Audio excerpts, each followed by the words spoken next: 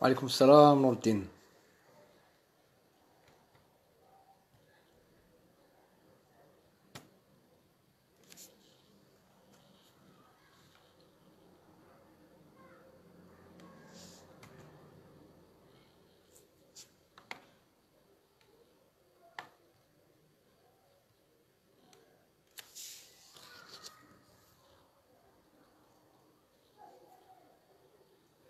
Alors on attend un petit moment l'arrivée des autres et on va Inch'Allah, marhaba, c'est Mahdi, et on va Inch'Allah démarrer donc une petite révision voilà, d'un passage très important dans le dernier jour d'un condamné.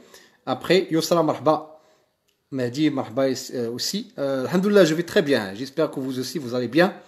Donc comme je viens de dire, on va Inch'Allah démarrer une petite révision d'un passage important du dernier jour d'un condamné. Par la suite, on va travailler un examen régional et on va le corriger ensemble, Inch'Allah. C'est un live de première année bac.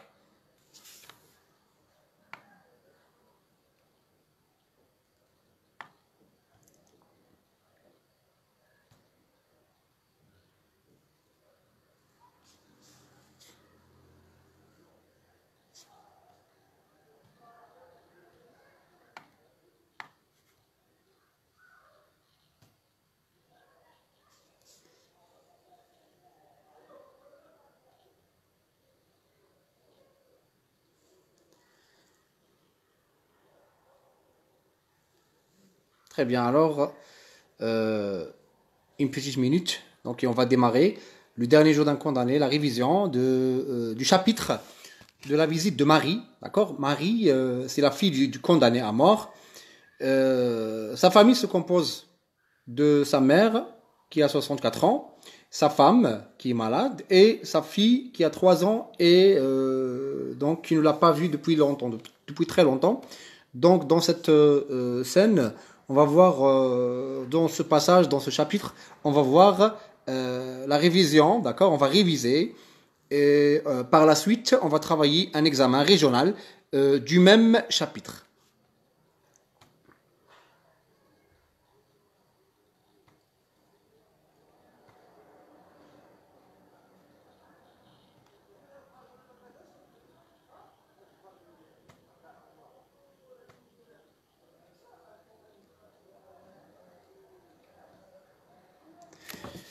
Très bien. Alors, je vais commencer donc. Alors, le jour de son exécution, c'est-à-dire le dernier jour pour se condamner, qu'est-ce qui s'est passé? Il va recevoir la visite de sa fille qui s'appelle Marie, une fille petite. Le condamné, dès qu'il a vu cette fille, il l'a embrassée, il l'a dévorée de baisers et il était très content au point de pleurer. Il a même versé quelques larmes à cause de, en fait, parce qu'il aime en fait sa fille et parce que depuis longtemps il n'a pas vu cette fille. C'est pourquoi au début du passage, il va faire la description physique, d'accord, de cette fille, une description d'un ange. D'accord, on a l'impression qu'il est en train de décrire un ange, d'accord, dont la beauté est éblouissante. Alors, la première des choses, lorsqu'il a embrassé la fille, celle-ci lui a dit tu me fais mal, monsieur, tu me fais mal. Tu me fais mal d'abord, parce qu'il était barbu, il avait beaucoup de barbe, donc qui n'était pas donc bien entretenu. Et du coup, ça piquait la petite fille. Elle a commencé à lui dire non, tu me fais mal. La deuxième chose, c'est quoi? C'est que le condamné à mort d'abord a été surpris. Pourquoi? Parce que sa fille l'a appelé monsieur.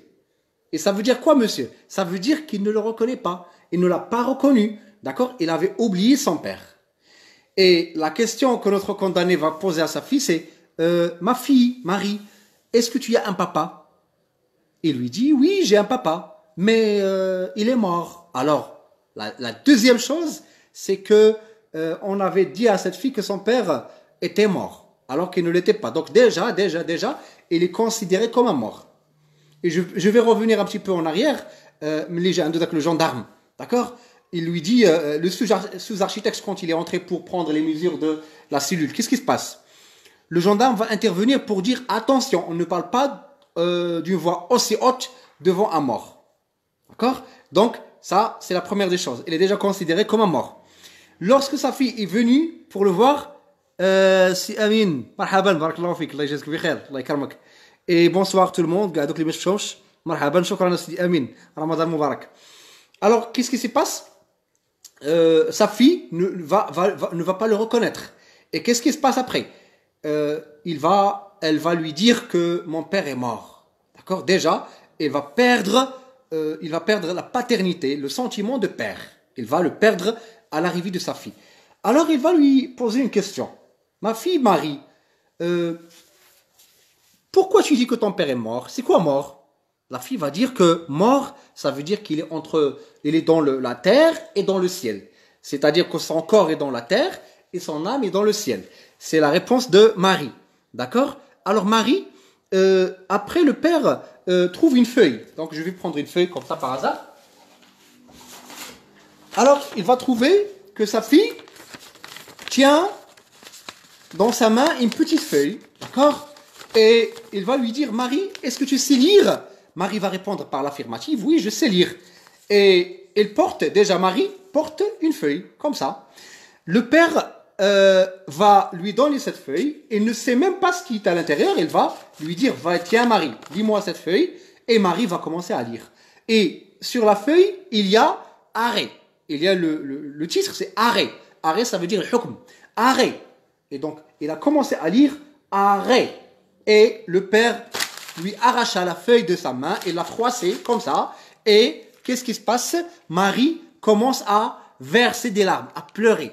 D'accord? Marie va commencer à pleurer. Et qu'est-ce qui se passe par la suite? Il va lui demander de lui donner sa feuille, mais le père va appeler la bonne. Et il va lui donner la fille Marie. Et donc, il va être très malheureux. Pourquoi? Parce que le sentiment de perdre sa fille, et même son arrêt de mort est en train d'être lu par sa fille, ce qui est très douloureux, d'accord?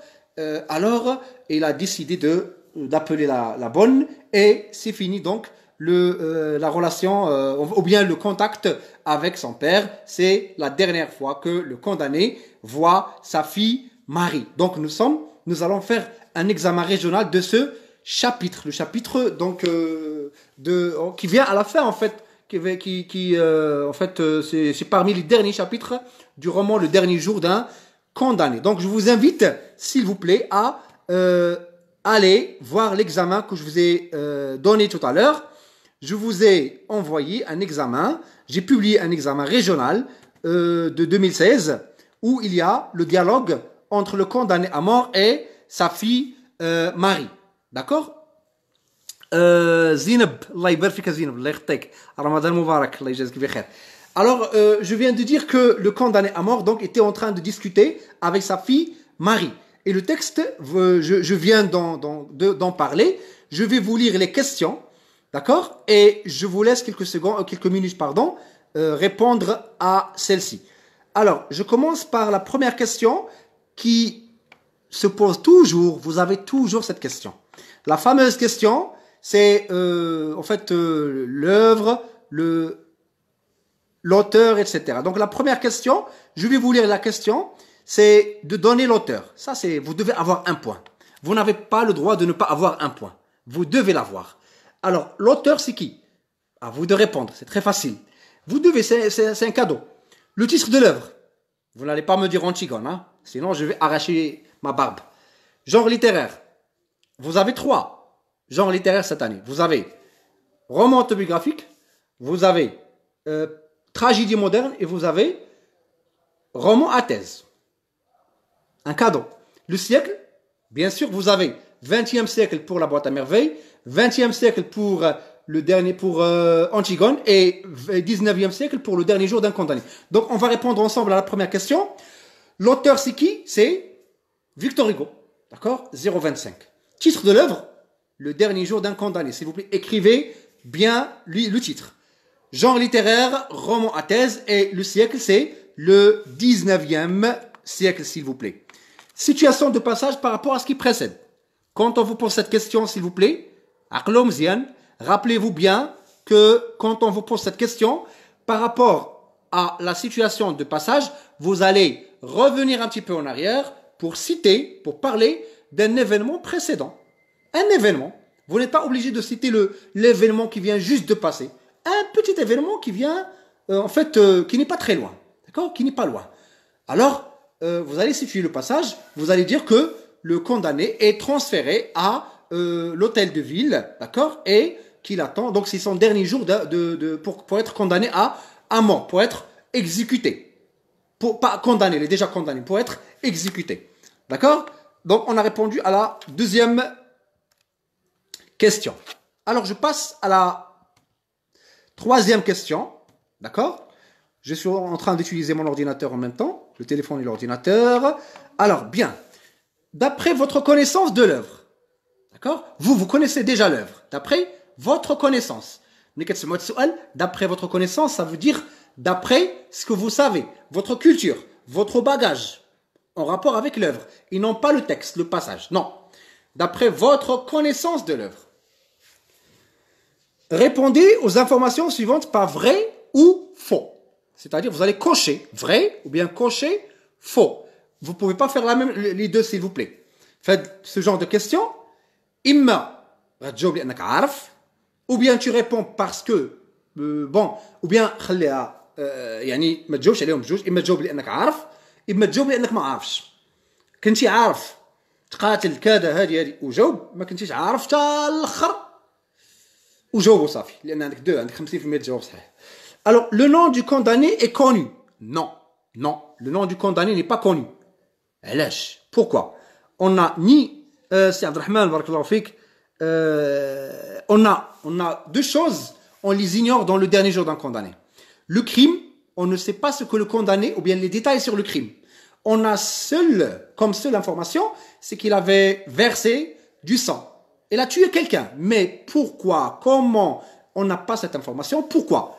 Parce que Victor Hugo considère que le condamné, la peine de mort doit être abolie, doit être supprimée, quel que soit le crime.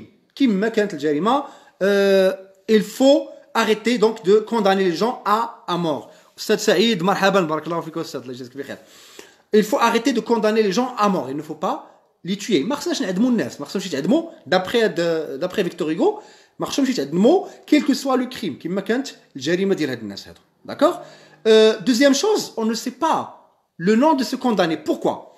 Pour que le roman représente et parle au nom de tous les condamnés à mort à travers le monde.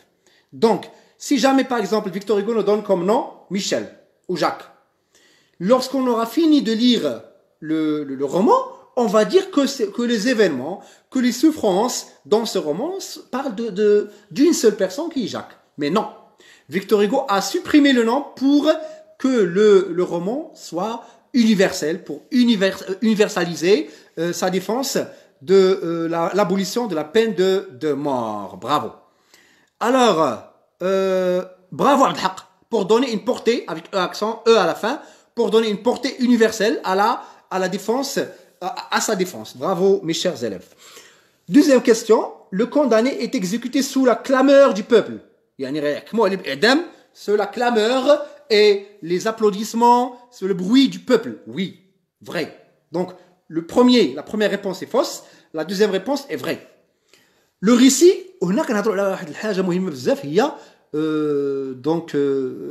lorsque les gens aiment voir la souffrance du condamné. D'accord? Ils aiment voir la souffrance du condamné. Comment on appelle ça? Alors, j'avais déjà parlé de ça. Comment on appelle ça? Lorsque quelqu'un aime voir la souffrance des autres. Alors, donnez-moi la réponse, j'attends la réponse. Quelqu'un qui aime voir la souffrance des autres. Ou des autres. C'est un sadique. Un sadique. D'accord? Et le comportement, c'est le sadisme. Donc, on est donc dans ce roman en train de parler, Victor Hugo, parmi les sujets qu'elle traite, c'est le sadisme. C'est quand un peuple ou bien une personne aime voir, il se réjouit à la souffrance des autres.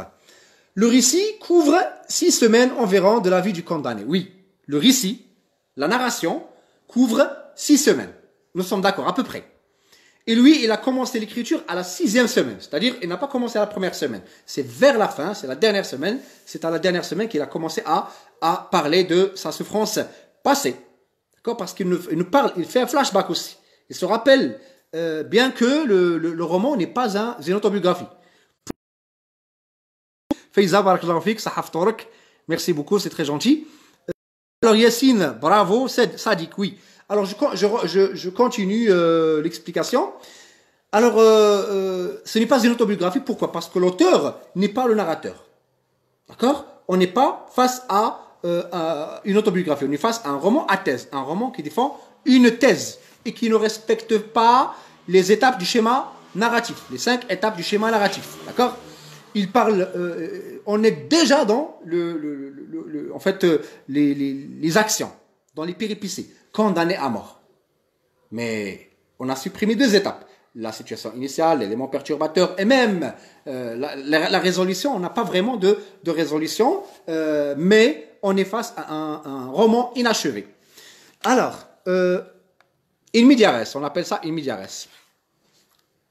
Le narrateur pense beaucoup plus à sa mère qu'à sa fille. Le narrateur pense beaucoup plus à sa mère qu'à sa fille. C'est-à-dire, si on compare à qui il pense, on va dire qu'il pense plus à sa mère et moins à sa fille. Non, c'est faux. D'accord? Il pense plus à sa fille qu'à sa mère. Dans cet extrait, est-ce que la fille reconnaît son père? Non, il ne reconnaît pas son père. Et n'oubliez pas, s'il vous plaît, que dans cette question, il y a 2 parties. Il y a toujours justifie ta réponse. Donc, dans cet extrait, la fille ne reconnaît pas son père. Qu'est-ce qu'il nous montre dans le texte? Monsieur. Par exemple, l'expression monsieur. D'accord? Parce qu'on dit à son père, on dit papa. On dit pas monsieur, Assili. Non, on dit papa. Quel est le type de scène, le texte, ou bien quel type de scène le texte présente-t-il? Une scène dramatique, une scène tragique, une scène pathétique, une scène lyrique. Je vous donne l'explication des 4. Je commence par dramatique. Dramatique qui nous donne du suspense. Ça veut dire qui donne peut-être le temps de description, etc.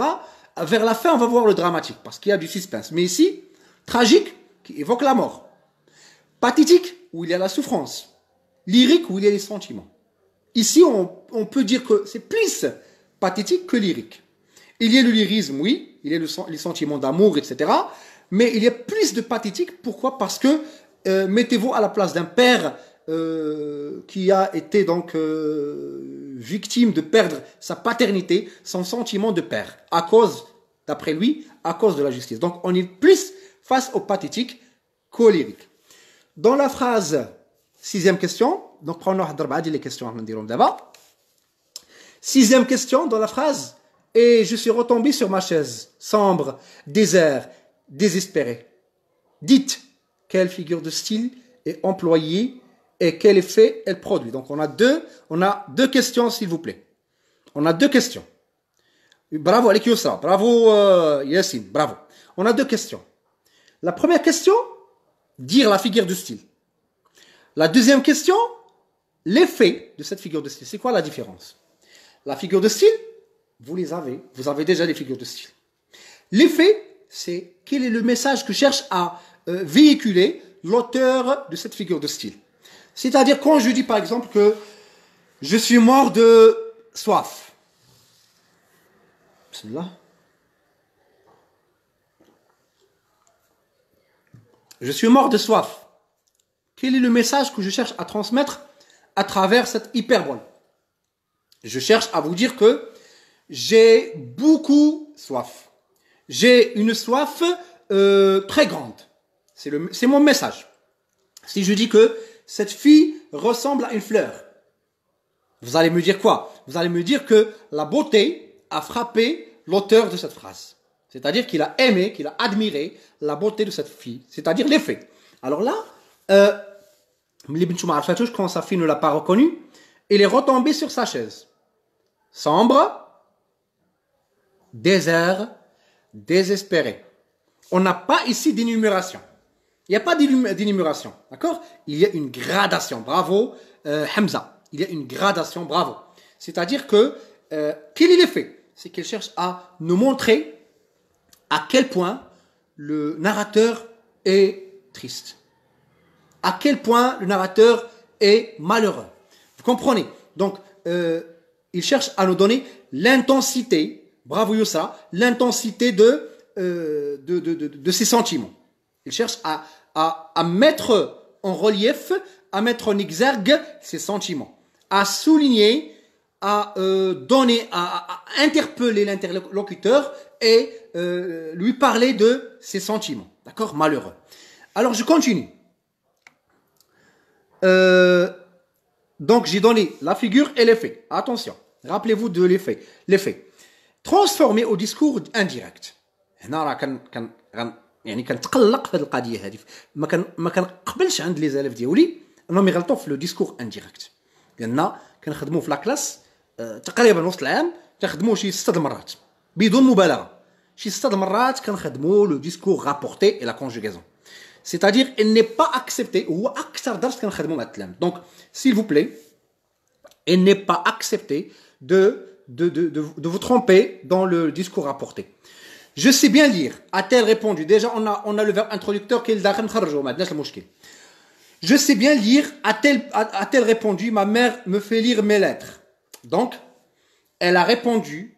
Déjà, le verbe introducteur, il est conjugué au passé. Elle a répondu quoi? Que je sais bien lire. Alors, qui? Qu'elle sait. C'est le présent. Il va devenir l'imparfait. Qu'elle savait bien lire. Et quand on a deux propositions, on va dire encore une fois que. Et que sa mère me fait lire. Alors on va dire lui fait lire, ou bien lui faisait lire ses lettres. D'accord? Et que ça, je répète. Elle a répondu qu'elle savait bien lire et que sa mère lui faisait, a été, lire ses lettres. Ça y est, il n'y a pas de guillemets. Hein? Vous supprimez les guillemets. Quel sentiment éprouve le narrateur? Question très simple, très facile. On n'a pas demandé de justification. Vous donnez le sentiment.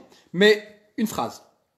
N'écrivez jamais le sentiment tout court, comme ça. Tristesse, malheur, indignation. Non. Une phrase. Le narrateur ressent de l'indignation, ou bien il se sent indigné, il a le sentiment de malheur, etc. Il est malheureux, il est triste, et il a une grande tristesse. Voilà. 9. Le narrateur fait lire à Marie son arrêt de mort. Le narrateur fait lire à Marie son arrêt de mort. Quel effet cela produit-il sur vous? Ou bien normalement de la question faire alat, Marie lit, ou bien le narrateur, oui on peut dire parce qu'il lui a donné la feuille, le narrateur fait lire à Marie son arrêt de mort, sans le savoir bien sûr. Quel est l'effet qui produit sur vous? C'est-à-dire votre point de vue personnel. 9 et 10, c'est point de vue personnel. الله يرضى على بنتي على الإجابات غراداسيون يسرى هذيك وياسين برافو عليك ياسين البراح برافو عليك ولدي une très bonne réponse. Alors 9e et 10e c'est point de vue personnel. C'est-à-dire que imagine-toi, mets-toi à la place du condamné, sa fille lui lit son arrêt de mort. Quel effet produit sur vous, sur toi? Sur toi, c'est-à-dire quel est le sentiment que tu as après avoir lu cette phrase? Tu vas dire que après avoir lu cette phrase, j'ai un sentiment de pitié à l'égard du condamné. D'accord? J'ai de la pitié envers le condamné, ça y est.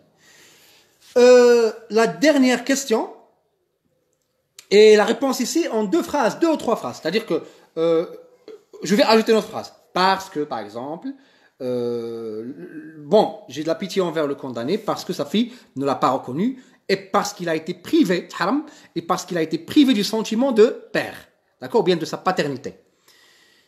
10. D'après l'œuvre, le narrateur a été condamné à mort sans qu'on connaisse le vrai motif, la vraie raison de sa condamnation. Comment trouvez-vous ce jugement? Répondez en 2 ou 3 phrases. C'est-à-dire, c'est quel jugement? Le jugement de la peine de mort. Le condamné à mort a été condamné à mort. Nous, on ignore, on ne sait pas la raison pour laquelle il a été condamné à mort. Quel est le sentiment que vous avez, vous? Qu'est-ce que vous pensez de cette condamnation, ce jugement? Quel que soit votre point de vue. Oui, je crois que c'est un bon jugement. Pourquoi? Parce que cela réalise la justice et parce qu'il avait tué. Et pour donner l'exemple, 1 point. Si vous êtes contre et vous dites non, je ne suis pas d'accord avec la justice ou bien le juge de priver cet homme de sa fille, alaykoum salam wa rahmatullah, c'est Hussein, de priver cet homme de sa fille parce que c'est une humain, les deux réponses sont justes. Alors je répète, quand il s'agit de points de vue personnels, you are free. Vous avez la liberté de répondre par n'importe quelle réponse, grâce à condition, pardon, qu'il soit justifié, à condition qu'il soit justifié. Donc, je répète, le point de vue personnel, il est là, il est accepté. Vous dites, je suis pour, la réponse est juste. Vous dites, non, je ne suis pas d'accord avec la justice de condamner cet homme à mort. Vous avez le point. Mais le point, il est complet et il est accompli par la justification. Alors, vous devez justifier votre point de vue. Vous devez dire, je suis d'accord de condamner cet homme à mort. Parce que il a tué, il a versé un crime, il a versé du sang. Il a commis un crime de sang. Un point. Vous dites le contraire. Non, je ne suis pas d'accord avec le condamné. Parce que celui-là a été privé de sa fille. Et c'est correct. Donc, j'espère que tout le monde a compris. تعاودوا تراجعوا ان شاء الله تفرجوا في فيديو مره اخرى هذا وعاودوا تشوفوا الامتحان وغتلقاو بان فريمون كاين شي اسئله ما خصك تجي تجرب وتجاوب بحال داك ديال فري وفو لان كاين تما اللي غيغلط في ديك لا كاتريام مي essayez s'il vous plaît de vous concentrer et merci pour tous ces cœurs que je suis en train de voir. Merci infiniment, c'est très gentil mes chers élèves, et si vous avez des questions n'hésitez pas à me la poser tout de suite. D'accord. مرحبا اللي عنده شي سؤال مرحبا به.